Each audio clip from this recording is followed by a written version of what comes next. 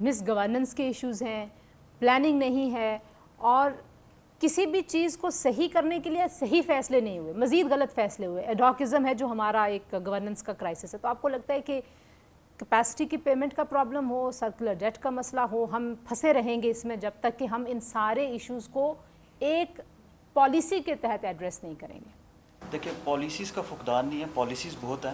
Integrated policy کا فقدان ہے کہ وہ پالیسیز ایک دوسرے کو کمپلیمنٹ کرے ہوں. کہ اگر گیس سیکٹر میں ایک پالیسی بنی ہے تو اس کا امپیکٹ الیکٹریسٹی سیکٹر پہ آنا چاہیے. پاور سیکٹر میں اگر پالیسی بنی ہے، انڈسٹریل سیکٹر میں پالیسی بنی ہے تو وہ آپس میں ایک دوسرے کو کمپلیمنٹ کرے ہوں.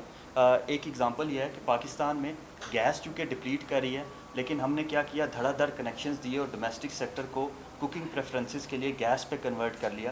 اب چونکہ وہ ڈپلیٹ ہو رہی ہے، ایک پالیسی یہ ہونی چاہیے تھی کہ ہمیں الٹرنیٹیوز کی طرف جانا تھا، سستے الٹرنیٹیوز، الیکٹریفیکیشن آف کوکنگ پریفرنسز کی طرف جانا تھا. ہم وہاں نہیں گئے. اگر وہ ہم نے کوئی پالیسی میکنگ کی ہوتی انٹیگریٹڈ پالیسی پلان کے تحت، تو آج جو یہ کیپیسٹی پیمنٹس کا کرائسس کھڑا ہو گیا پاکستان میں، یہ شاید ڈیمانڈ بڑھتی اور ڈیمانڈ کی وجہ سے وہ کیپیسٹی پیمنٹس جو ہیں وہ براڈر گروپ آف کنزیومرز پہ ڈیوائڈ ہو رہا ہوتا، تو شاید وہ پر کیپٹا ریٹ میں کم ہو گیا ہوتا.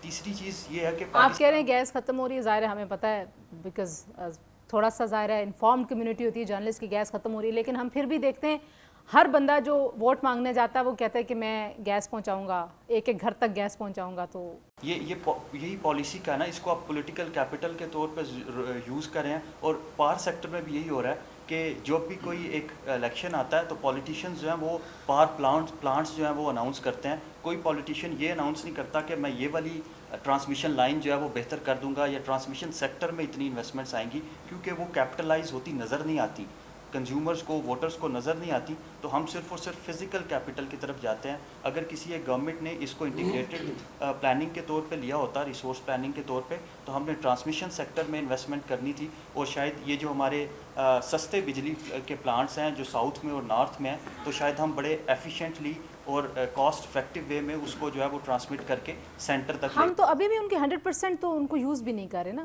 ہم یوٹیلائزیشن ریٹ کم ہے. یوٹیلائزیشن ریٹ کم کیوں ہے؟ کیونکہ اکنامکس میں 1930s میں جو گریٹ ڈپریشن آیا تھا وہ اس وجہ سے آیا تھا کہ ایک پرنسپل تھا، supply creates its own demand, کہ آپ سپلائی لگاتے جاؤ، لوگ خود سے خریدنا شروع کر دیں گے. اس کی وجہ سے ڈپریشن آیا اور وہ پالیسی، وہ مائنڈ سیٹ چینج ہو گیا. اب ڈیمانڈ پہ پہلے فوکس کیا جاتا ہے اور پھر سپلائی بنائی جاتی ہے. پاکستان کے پاور سیکٹر میں یہ ہوا کہ ہم نے سپلائی لگا دی، ڈیمانڈ پہ کوئی فوکس نہیں کیا. وہ ہم نے پروڈکٹیو یوز کی طرف چلے جانا تھا.